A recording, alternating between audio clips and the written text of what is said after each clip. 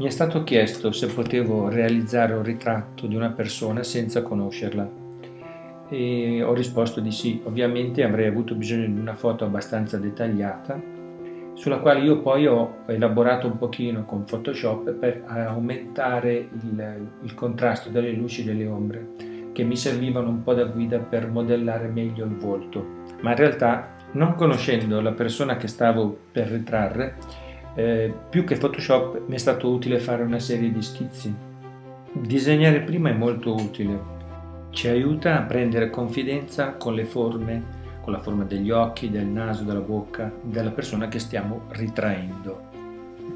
Per realizzare questo dipinto ho utilizzato il bianco, il giallo di Napoli, la terra di Siena naturale, il rosso vermiglione, la lacca magenta, il blu oltremare e un turchese scuro. I colori vengono mescolati con il Liquin Original della Winsor & Newton e addizionati a un solvente che si chiama Sansodor. In questo caso ho sciolto il Liquin, che ha una consistenza piuttosto gelatinosa, con il Sansodor nella proporzione di 1:1.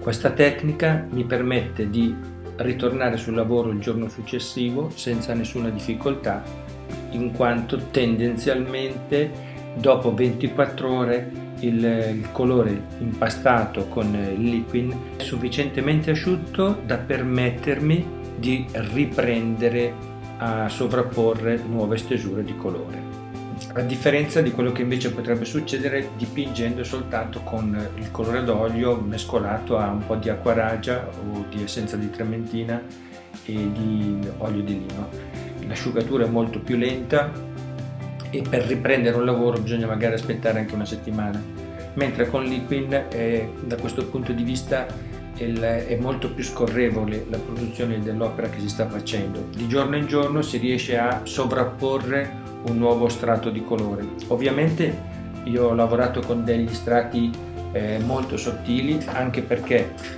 la persona che mi ha commissionato il lavoro mi aveva chiesto di cercare di fare un dipinto che in qualche modo ricordasse i ritratti classici dell'Ottocento.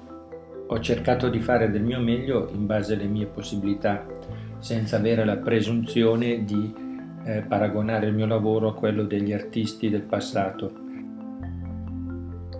In precedenza ho preparato la tela con un color bruciato. Dopo aver fatto il disegno inizio il mio lavoro. Inizio così a fare le prime stesure di colore. Dopo aver fatto una valutazione delle tonalità della pelle, cerco di iniziare a stendere le tonalità che sono più adatte e più vicine ai colori della foto che mi è stata consegnata. Ogni volta che stendo il colore, poi con un pennello leggermente più asciutto o anche asciutto del tutto, cerco di sfumare il mio colore in modo che sulla tela non restino sbavature o spessori che non voglio avere per questo ritratto. Fin da ragazzo, quando ho iniziato a dipingere e poi anche successivamente durante i miei percorsi di studi, ho sempre avuto la tendenza di lavorare per strati, cioè fare prima un abbozzo generale, poi cominciare ad entrare mano a mano che si procede nel lavoro nei dettagli. Questo è il mio modo di lavorare abituale. Solitamente proseguo così per sovrapposizioni, per la ragione che ho appena spiegato. Lavorando in questo modo il risultato arriva un po' alla volta e mentre si procede spesso capita di non essere pienamente soddisfatti di quello che si sta facendo, ma bisogna proseguire cercando di mantenere nella mente il risultato finale che si vuole ottenere. Bisogna di volta in volta sapere quando fermarsi per lasciare asciugare il lavoro nel modo più opportuno per poterlo poi riprendere il giorno successivo. In questo video non do particolari spiegazioni su quello che sto facendo perché lo ritengo piuttosto inutile. Mi sono soffermato un po' di più invece sugli occhi, mettendo in evidenza la lavorazione che giorno dopo giorno ha portato al risultato che volevo ottenere. Scuri che poi in un secondo tempo andrò a sfumare. Una volta ultimato il lavoro sull'ombreggiatura e sfumati bene tutti i toni, riprendo a fare gli ultimi ritocchi sugli occhi.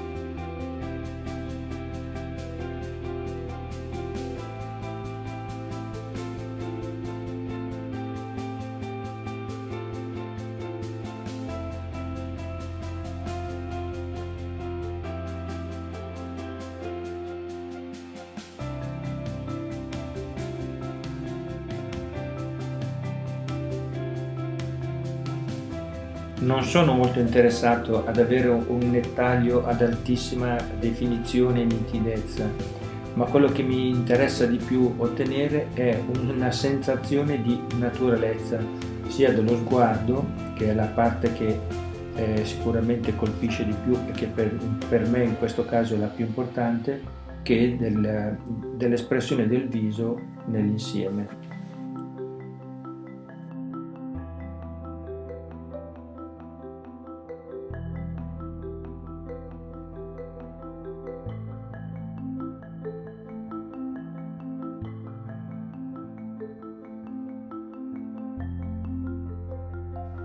Per quanto riguarda la pelle del viso, dopo aver fatto qualche stesura, rifinisco per cercare di dare un effetto più naturale della pelle, piccole pennellate ravvicinate.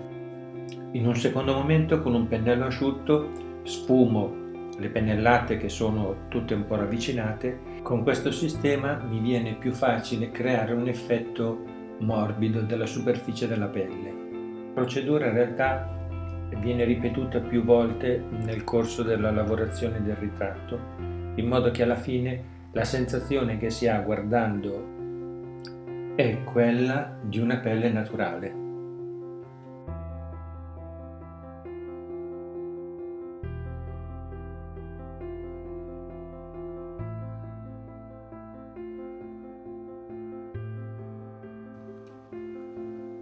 Concludo questo video ringraziandovi per l'attenzione, sperando soprattutto di esservi stato utile.